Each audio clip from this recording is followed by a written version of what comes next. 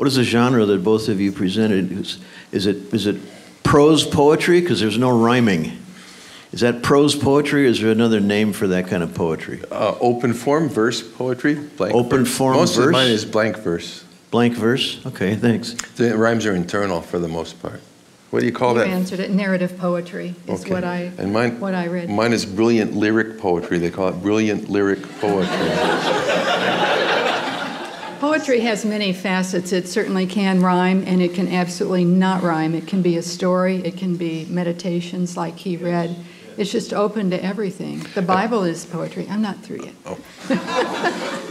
But some writing is I'm not teasing. poetry. That's true. true. So, I just wanted, my feelings are a little bit hurt because that last poem did rhyme. Just saying. It had end rhyme. This question, so for both of you, and the thing that really struck me in your presentation was like the exploration of the stuff that didn't make sense. And I'm just like wondering from you, like, how do you grapple with that? Personally, like, what is that? I mean, obviously you write poetry about that, but like, how does that come to you? How do you respond to it? And, I just sit in my study and I think about what I don't understand. What was Job's wife's life like inside her head, inside her spirit? And then a lot of times, because I drive a lot and travel, when I'm passing over the land, I think about these things also. And there's something about the momentum of motion that sort of brings some thoughts together. And I always have to travel alone, so I get inside myself where the hard things are. And I just thought of her anger. That's the first thing that came to mind. How dare my children die? And so forth. So I just struggle, and I probably have 100 drafts to what I read up there earlier. I've always wanted to be funny. I love to hear Scott, and I hate to follow him because he's got everybody laughing, and then I get up, and it's kind of like stepping off the edge of the stage up here. And I'm worried that I have a call to be grim, because so much of what I write is just what always touches me that I'm drawn to, and whatever haunts you is what you go toward and write. And creative writing has always been my way to solve the problems and to look at these things. And I pray to be happy, to say funny things, and it never happens. I think I just keep getting worse. You're laughing now. Yeah, but it's nothing I've written. It's when I get up and give a reading and I wait for laughter and it never comes. As for me, some years ago it occurred to me, actually probably between my first and second books, it occurred to me that if I only wrote about what I thought I knew, I wouldn't have a second book. I think I maybe had enough material for the first book, but thereafter I had to come up with a new way of understanding what poetry is, and that's when it started to make sense to me why someone would bother with it. I mean, if basically you understand your creative writing is simply an expression of what you think, if you think of it as primarily an expressive mode of matter you previously acquired, then it's kind of a waste of time, certainly a waste of your time, and I think by and large a waste of everyone else's time. But what if it occurred to you to trust language to lead you into discovering something you hadn't anticipated saying? So that's really what my training began that way, and that's how I talk to my students about it, is, we write to find out. We trust language, we pore over words, we look at the words within the words, the suggestiveness of other languages, how they appear in English words, and always unpacking those terms to see what more they can connote, what more they can suggest. And it's in that chasing that we actually get a glimpse of something we hadn't anticipated uttering. And that becomes the poem, which then might sustain the interest of another person, or even oneself. That's when I know I've made a poem, is if I can come back to it and read it and see something I hadn't even seen when I thought I'd finished it. There's another gesture, there's another connotative hiddenness that then I glimpse. So that's why I love poetry, and I think that's why, I think if you'd rather just express yourself, then there are other ways to write, other modes to work in, but poetry is really that mode, primarily that mode of trusting language to lead us into apprehension.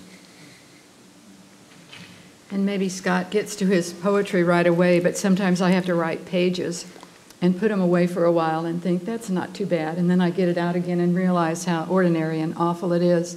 But sometimes when I read down through it, maybe on the second page or somewhere, I will see that first sentence and then bring it up.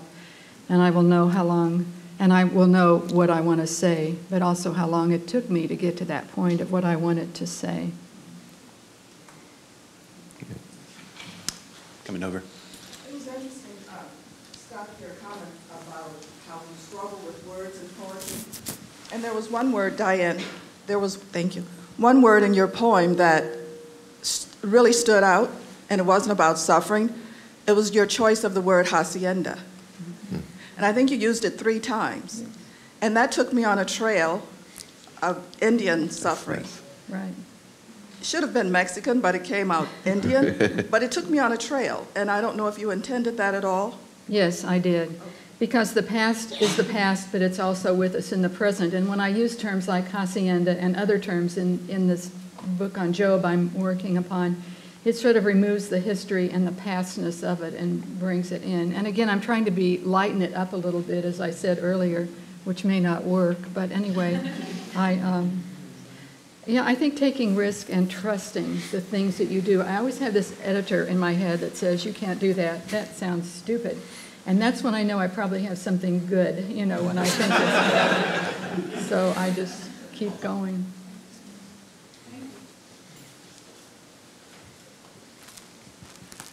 Hi.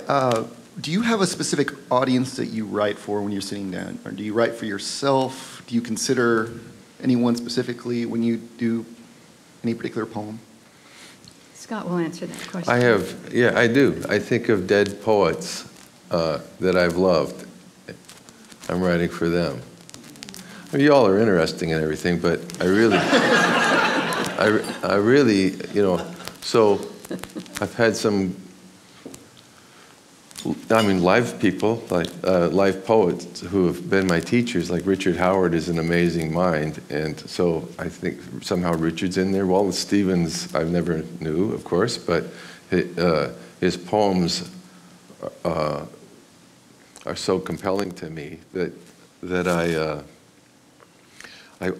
I write thinking, I want Wallace Stevens to like this, I want Richard Howard to like this, I want Elizabeth Bishop to like this, I want Emily Dickinson to get a kick out of this.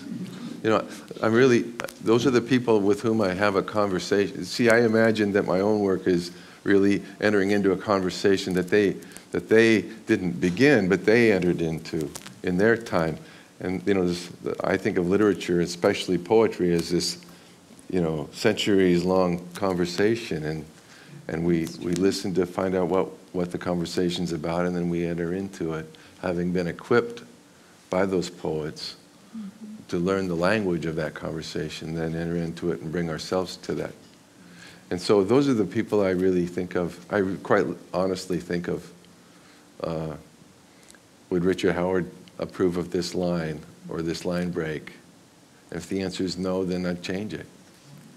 And I know for a fact what he wouldn't like, because back in the day he used to call me on the phone after I'd sent him some poems, and he'd say, "Scott, dear, do you have the manuscript in front of you?" And I say, "No, but I'll get it right away." And then so I get it, and he'd say, "Now, why did you dream that it would be effective to break the line here and here and here, when in fact, if you'd broke it here and here and here, it would be so much richer?" And I said, "Oh, I see it now. It's obvious." But no, he sort of trained me, and I have his voice in my head telling me to make it better, to make it richer, always to break the line, to avail more rather than paring it down to meaning less. Yeah.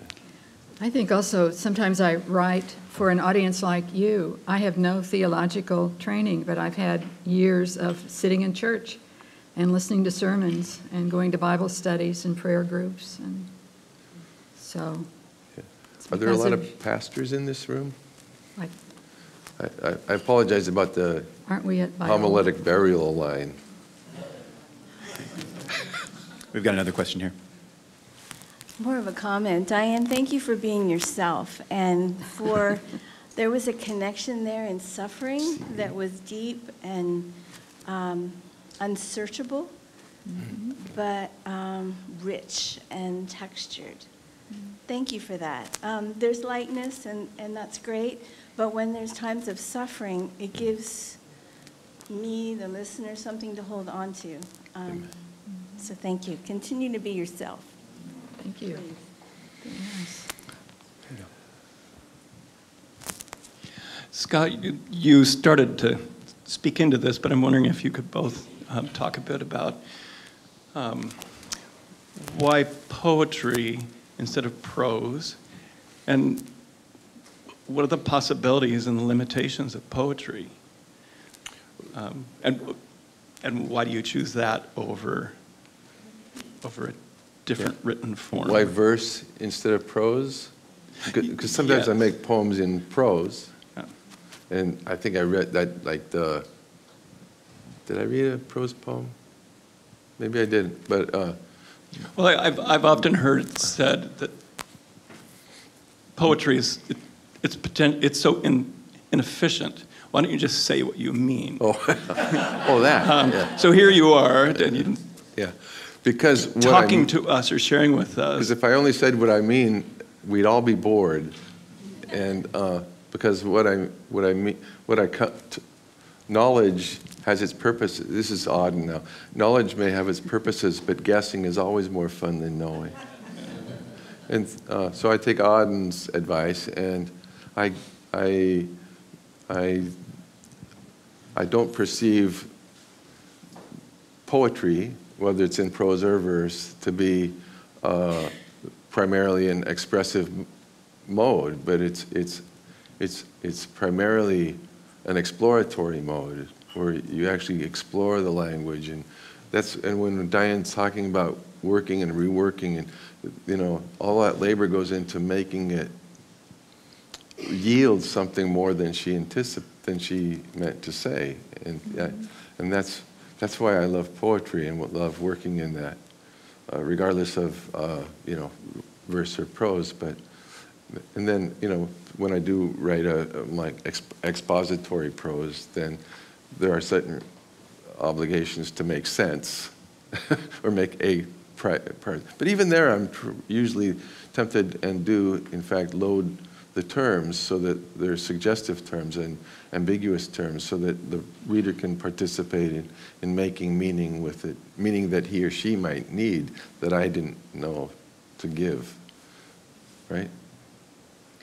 And also, in our being, we're made of a conscious and an unconscious mind. And I see fiction more as the conscious mind, the rational mind. And then these wonderful dreams that we have at night that are broken and fragmented and need theory and underpinnings to explain it all. That to me is poetry, when you break it apart, when you take language and break it apart and separate words and sometimes letters of words and meaning of words and have them interplay and their relationship and their likenesses and their differences. It's just a fuller experience of humanity when you get into the more eclectic and abstract poetry. You're just playing, in a way, with meaning. This will be our last question. Better be a good one. Oh, boy. Thanks. Scott, thank you for reading the Morinist Prayer. That poem I heard many years ago as an undergrad, and it always led me to Superman. Yeah. I can never understand how Superman tries harder. Like when he's trying to do some feat of strength, isn't he already just really strong? I've never understood that. So your poem always reminds me of that. But I'm thinking about the homiletic burial line, and since this is a pastor's lunch, and I don't know, is it hard to, as a poet, is it hard to listen to a sermon?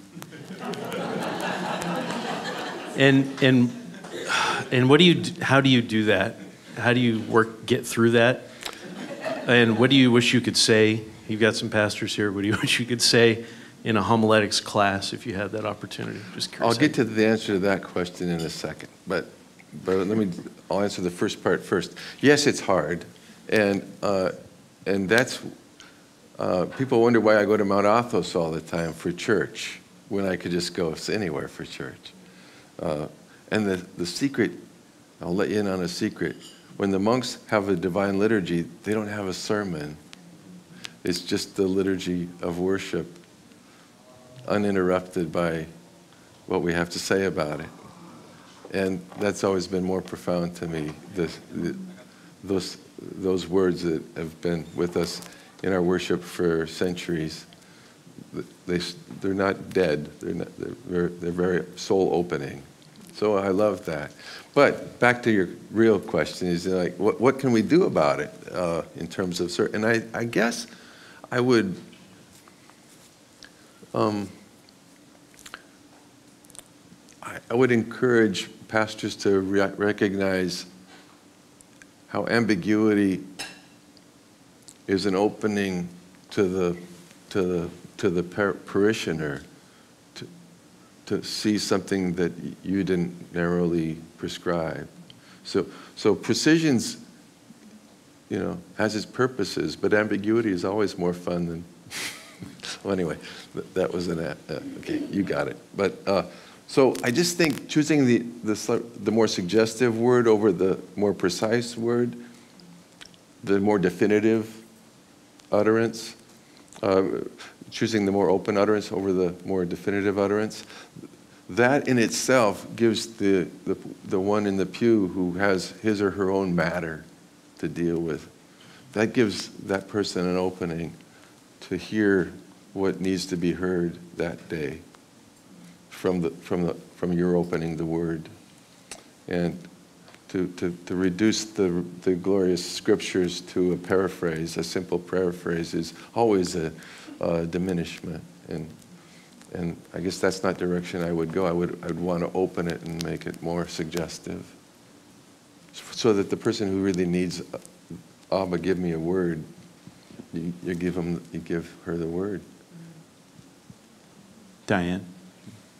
I think he said it very well. I don't know what else I would add.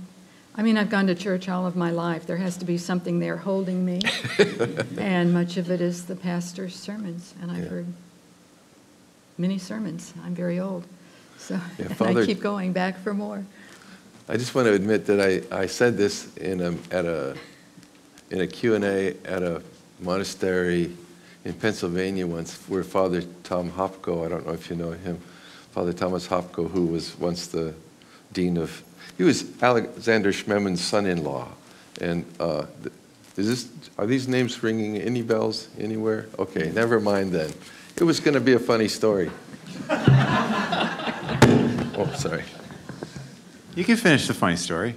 Oh, well, anyway, I just said... I think they ring some bells. I had just suffered through a homily at the monastery during liturgy, and then it wasn't from Father Thomas, but then we were all there talking to these people who had gathered to hear us talk, and they asked me why I loved going to Mount Athos, and I said, well, mostly because there's no homily. And Father Thomas scolded me right there in front of everybody, and I apologized. But so not everyone shares my reasons.